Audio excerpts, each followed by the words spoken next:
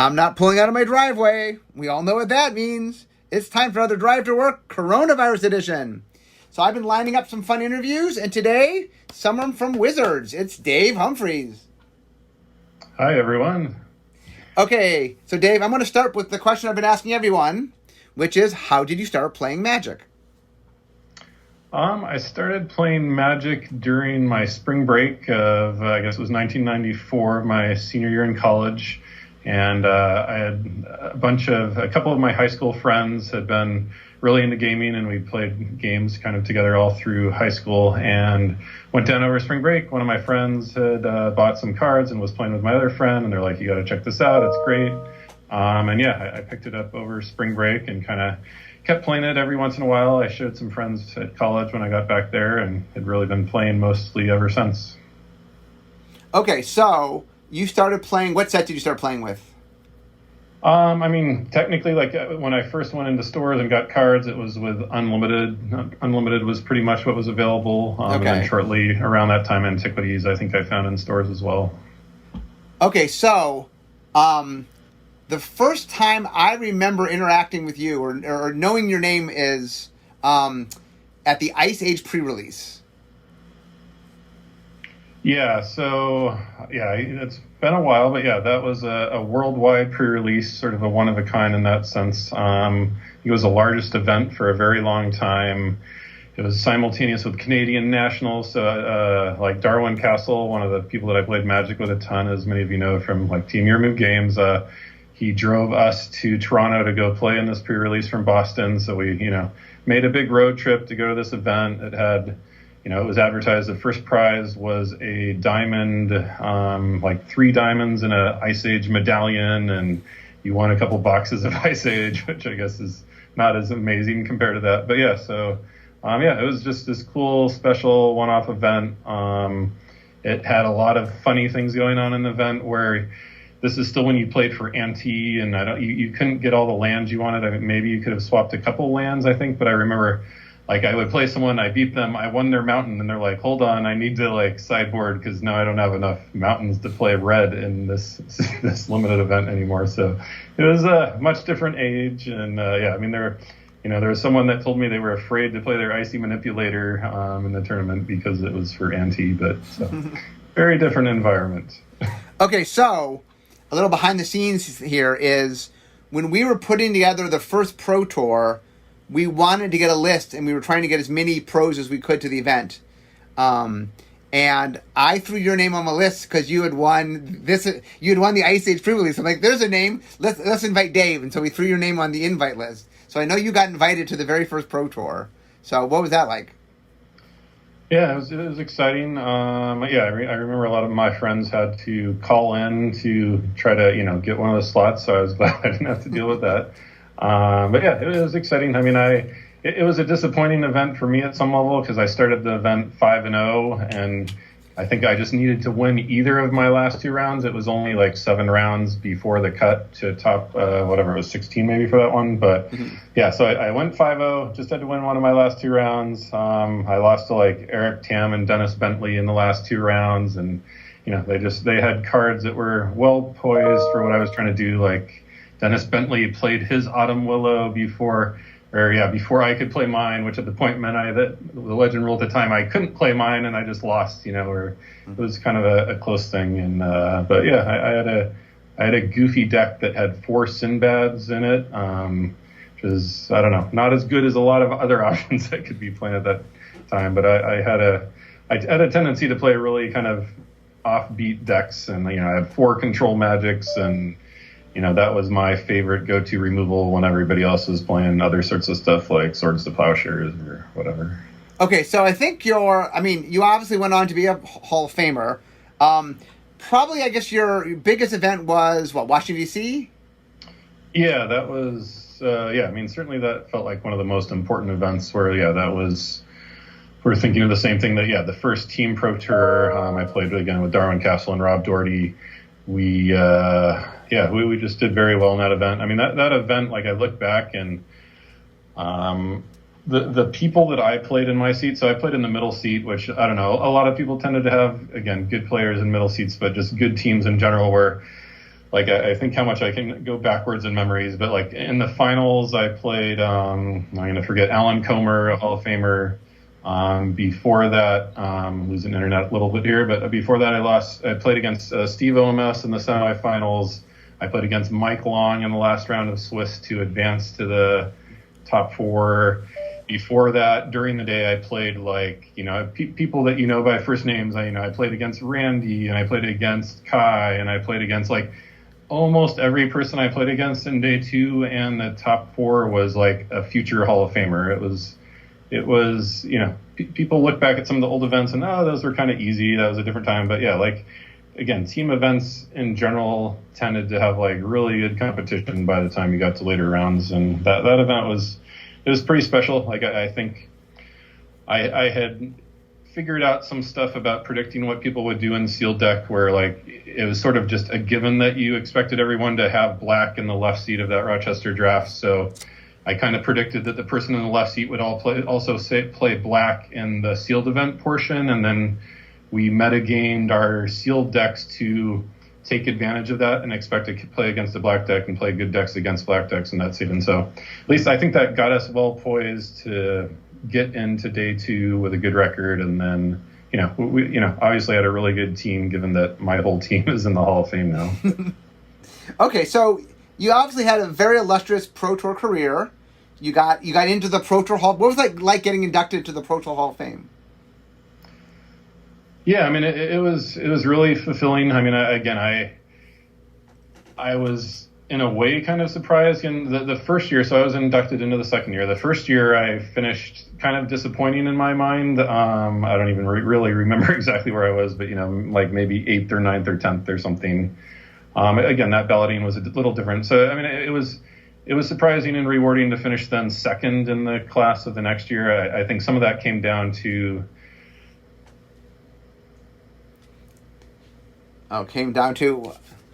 So Dave just froze up here. So, okay, we're going to call Dave back. This is one of the funs of live... let's see, okay. Hey, Dave, you back? All right. Okay. I'm back. So I don't know where you guys lost me, but yeah...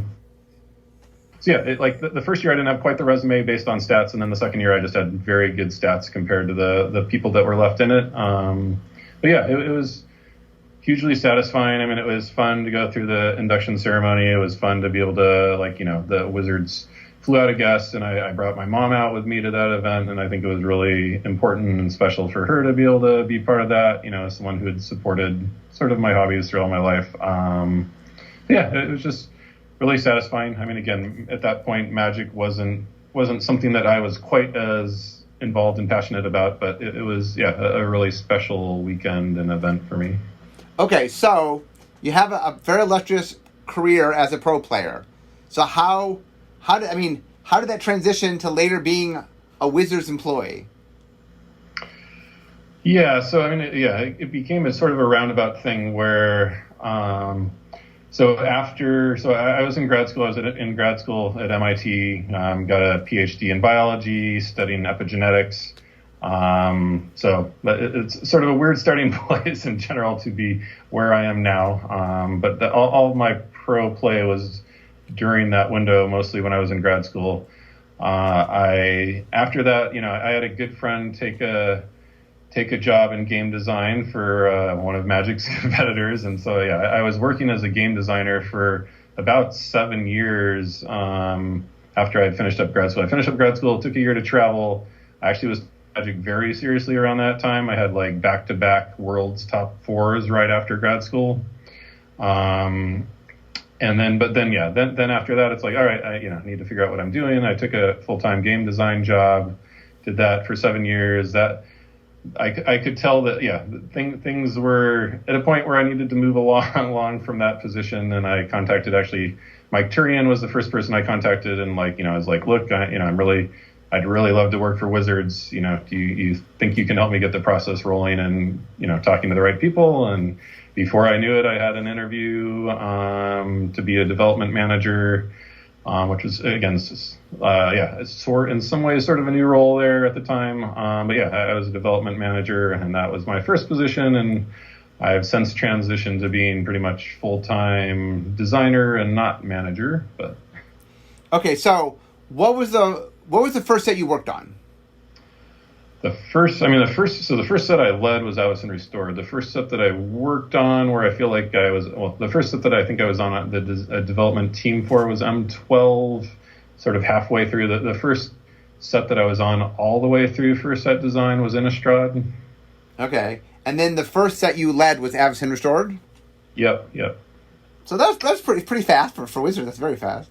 Yeah, you had experience, obviously. I feel like very few people had, kind of come in and been given that trust. I mean, in some ways, it might have shown that I took on that set a little too early, since it had some issues. But I mean, there's a lot that I'm proud about with Avison Restored as well. So let's talk about Avison Restored a little bit. So what was the essence of designing that like? Well, yeah, I mean, it was also tricky at the time where, like, we just introduced double-face cards with Innistrad. We didn't really know how those were going to pan out. I mean, it turns out they went over very well, but I know we were a little bit nervous about continuing them with Avison Restored, so that's why that set, in part, doesn't have them. But I don't know. I mean, I loved... I feel like a lot of my designs are pretty ambitious. I was following up more on like Brian Tinsman's lead and whatnot, but Miracles were ambitious. It's trying to out a lot of new different things in Limited as well, like sort of the loner mechanic is I think I referred to it in like Centered in Black, where you're trying to have just one creature and things like that. But I mean, I love the themes there. I think there are a lot of outstanding individual card designs in there that I'm proud of. But yeah, it was a fun set. I mean, I love sort of the angelic and demonic aspect to that set as well. Okay, so what was the next set you led? Let's see if I can remember the order of things. It was probably Gate Crash, or am I forgetting something in between? Well, after Innistrad would have been, is it Return? Yeah, it's Return to Ravnica. After Innistrad's Return. Right, it was Return to Ravnica. So Gate Crash will be your next one. Gate Crash was my next one. Yeah. Right into another large set. I think that set certainly had more. I got to follow Eric Lauer's lead on Return to Ravnica, and I feel like that was sort of a more structured, a very well structured set, and that I knew what I needed to do. I mean, again, that set ended up being faster and limited than I would have liked, but otherwise, that set went over well, I think. Okay, so your next set after that is Journey to Nyx? Journey to Nyx, yep. So talk a little about Journey to Nyx. Yeah. See if I can even remember all the handoffs. So that Ethan Fleischer was the design lead handing off to me. Right. I mean, that set was, sort of in the window when we were still trying to figure out what to do exactly with third sets or what was the flow. I mean, we held back a lot for that set, like we were holding back the Constellation mechanic, right? Which, all the Enchantment Matter stuff we held back for the third set. Right. So I mean, I wish that some of that stuff had hit harder and constructed. I mean, like Doomwake Giant and some other stuff, if I'm remembering the card name right, did make a difference and did impact the formats. There was stuff like Eidolon and Blossoms and stuff. There was cool stuff there. I mean, I feel like we were stretching by that point on some of the stuff like Bestow. Like I had all those goofy Bestow creatures that all had drawbacks that you'd like maybe even sometimes put on your opponent's creatures. And we were stretching with some of the other stuff that was there. But and the gods, like with the blue-red god like Keranos, was pretty big hit. But a lot of the gold gods we kind of missed on in those post-Theros sets. Okay, so after Journey to Nyx, now we get into Khan's block. You did Fate Reforged, is that right? Yeah, I did Fate Reforged. I also finished up Dragons of Tarkir. Okay. Right, so that was the whole structure of having Fate Reforged needing to work with both the other sets was certainly a challenging and fun project. I mean, I really liked what we did with some of the legends, and just what we did with hybrid mana like Tassiger, and even just what I remember the white creature that you could kind of copy spells with red or blue hybrid mana. There was a lot of cool, fun stuff there. I mean, I did like how that set played with other stuff. Fate Reforged, I know, is one of the sets that I got a lot of criticism from, at least especially our most competitive players, about how bomby. There were like lots of limited bombs that wasn't super well appreciated. But again, I feel like I'm sort of notorious for that anyways. But yeah, that was fun. I mean, Dragons of Tarkir. So yeah, like what Ken Nagel handed off Fate Reforged to me. Dragons of Tarkir, I took over from Tom Lapilli. And Gottlieb did the vision. Yeah, I did the design. Yeah. Right. So a lot of the structure for that was set up before I took over it. But yeah, certainly I played a big role in what the final bit of that looked like. But Tom had set up most of the structure and a lot of the general design of what was going on there. Okay, so after, let's see, next we get into Battle for Zendikar, is that right? Yeah. What did you do? Yeah. Did you do Oath of the Gatewatch? I did not. No, I was on to if I'm in the right year, that's Shadows. Yeah, Shadows of Innistrad. You did Shadows of Innistrad? I did Shadows over Innistrad. Okay. Yeah, with Mark Gottlieb did the design lead. Yeah. I mean, I think Shadows is just like an all around solid set. I mean, there wasn't too much groundbreaking. I mean, Delirium was. I feel like the mechanics we went with there were kind of risky in their own way. Like Delirium's kind of an unusual mechanic, as is Madness. I think there are some. Gottlieb does an amazing job of just some standout designs that got through the process, like Thing in the Ice and some other really just some of my all-time favorite cards in terms of design and creative. But yeah, I mean, I think limited. I was really trying to it's hard to do Innistrad again, given Innistrad's held up as one of the best all-time limited sets, and I certainly was trying to focus as much as possible on getting limited right. I think we did a very good job there. I mean, it was not necessarily going to live up to the best set of all time, but I think the limited was very good there. I think the creative and design meshed well there. I mean, I think overall I'm very pleased with that set. Okay, so now we get into Kaladesh. You did Amonkhet, right? I did Amonkhet, yeah. So what was Amonkhet like? I mean, Amonkhet was a fun set. There was sort of trying to figure out what to do with gods was tricky and challenging. For the most part, I'm happy with how that all worked out. I mean, Hazaret ended up kind of pushing the format in more oppressive ways than I would have wanted, and what Amonkhet's Glorybringer was like the bane of limited rare.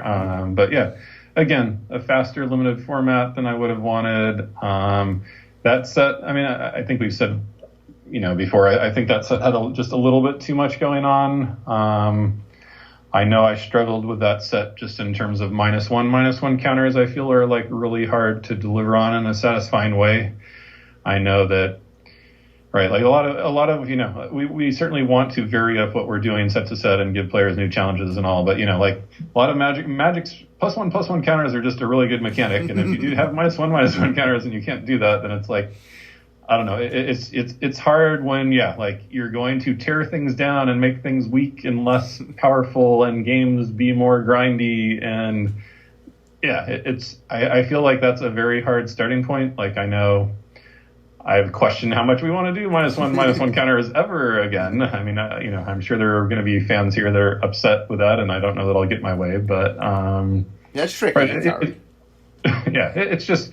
It's a tricky design place to start from, and I think I had pushed for some of the more unusual designs where you were trying to use -1/-1 counters almost like a resource, and I think I had a lot of cool ideas that were going on in that regard. I mean, the execution in limited worked pretty well. I think in constructed that's kind of hard to get to work well, and that's the other thing with -1/-1 counters in constructed is you mostly want to kill off creatures. You don't want to maim creatures, and at the point where, right, you can't really afford to be leaving creatures behind and their abilities behind. So it was just a tricky set. I mean, I think overall, I think Embalm was really cool.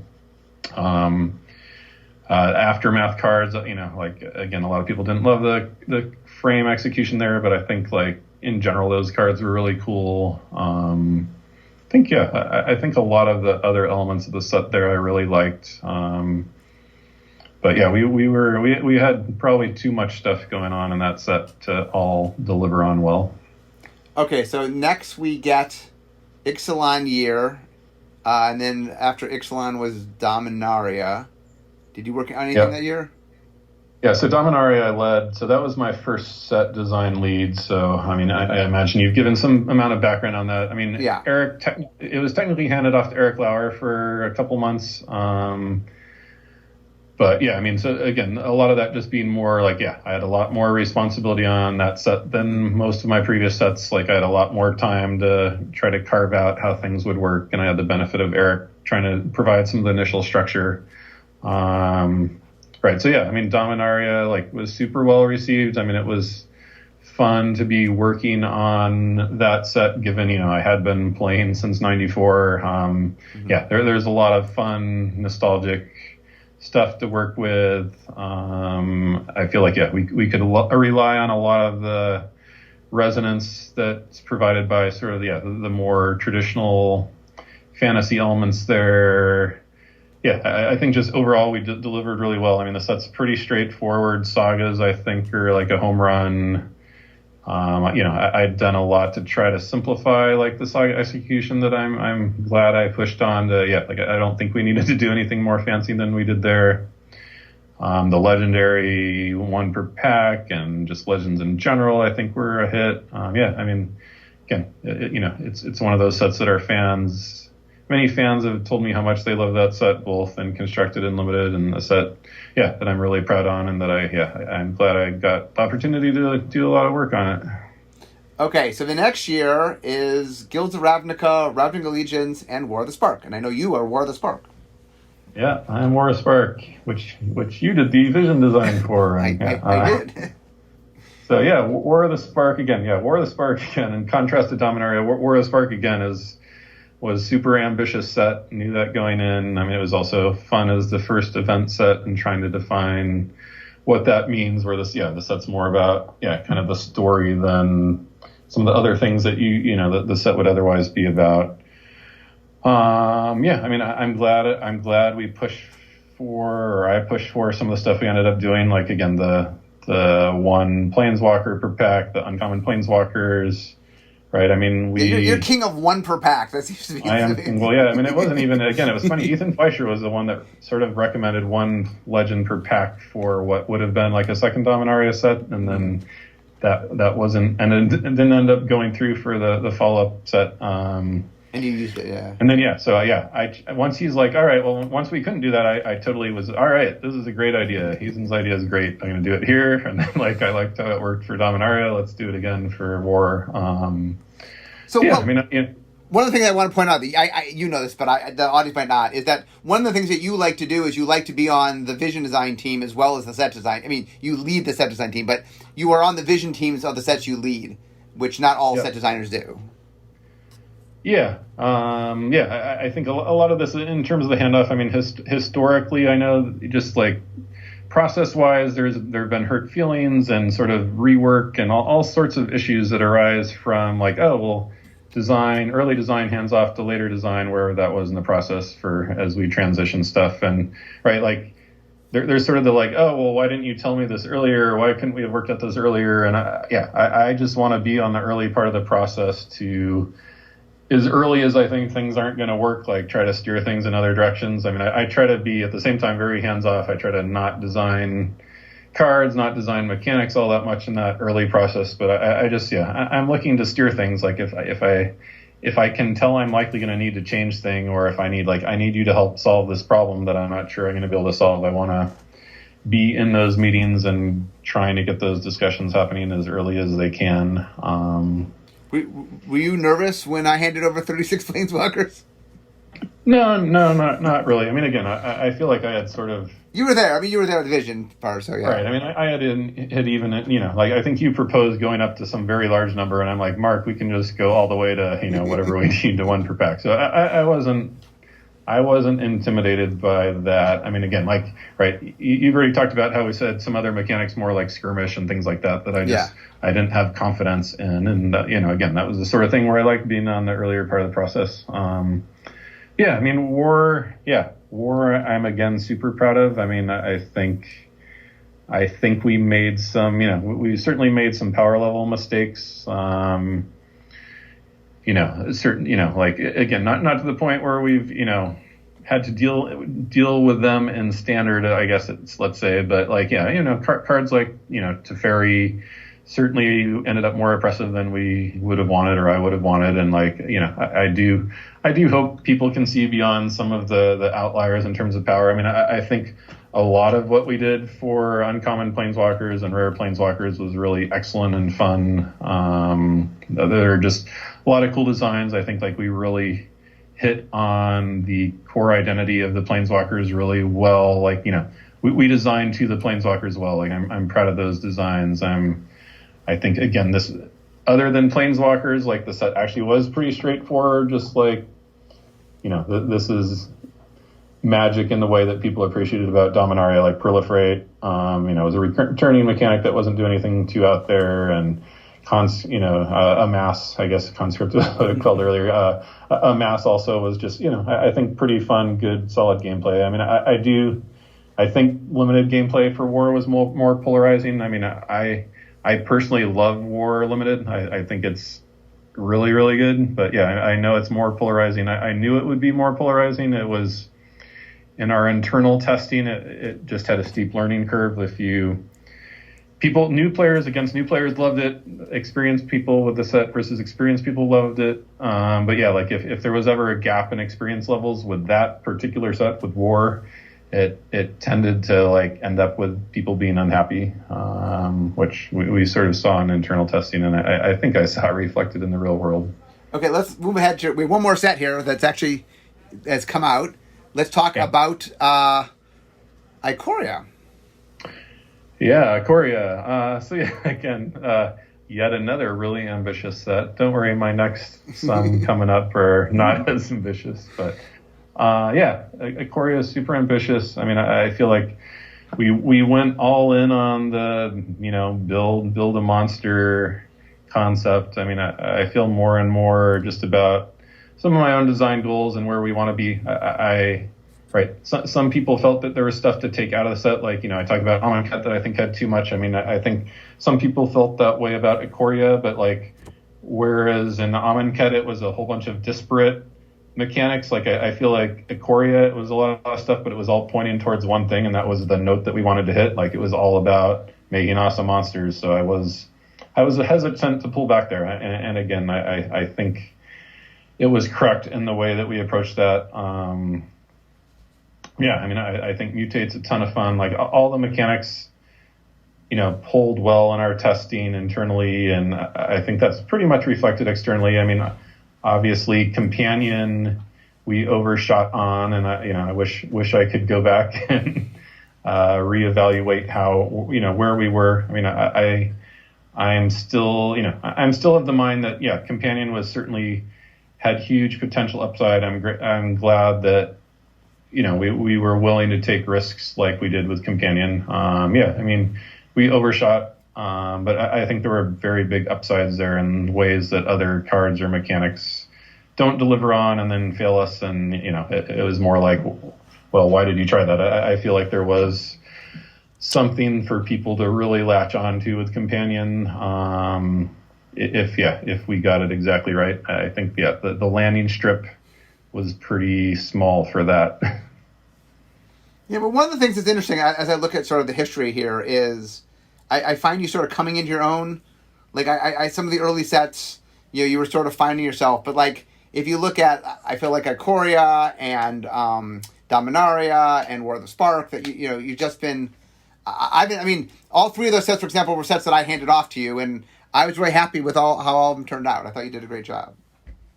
Yeah. I mean, I hope we're all still learning and getting better at our jobs in certain ways. I mean, the last three sets are also the sets that I did the set design lead on. I mean, I do think our process is helped out here, and that it just affords, it affords more time for us to iterate through some of the people that, iterate through some of the process that we need to with some of the people that we need to, and that there's more space for the final designer to sort out stuff before we need to start committing to like art concepts and all sorts of other stuff. Just more wiggle room. I mean, otherwise, I hope to think that I'm still learning with each set. So I'm almost to my desk here. So any final thoughts as someone who's lived, breathed Magic for a long, long time? On parting notes, I don't know. Yeah, it's right. Yeah, I mean, I love what I do. I love, giving people challenges. I love trying to explore a new space. I mean, as I've mentioned, I am interested in pushing boundaries. But at the same time, I still love what Magic is. I mean, I know I've sort of internally heard, people that get concerned when like, oh, lead designers like, this person doesn't really love Magic anymore. They're trying to make it something else. And I guess, one of the things for me is no, I mean, I really love, original Magic. I love, core, kind of core Magic. I mean, I feel that can be seen in something like Dominaria. Like, you don't need a lot of new shiny things or your external things or whatever else. Like, when I'm doing stuff, right, I'm out there trying to, just give people new experiences, new ways to think about the game. I mean, I despite its shortcomings, Companion, I do think got people to really think about various aspects of deck building and how, card evaluation in ways that were, I hope good for a lot of people that engaged with those cards. Well, anyway, Dave, I want to thank you for being with us. But it looks like I've arrived at my desk. So we all know what that means. This is the end of my drive to work. So instead of talking Magic, it's time for me to be making Magic. So Dave, thank you so much for being with us. Yeah, thank you, everyone. And guys, I will see you all next time. Bye-bye.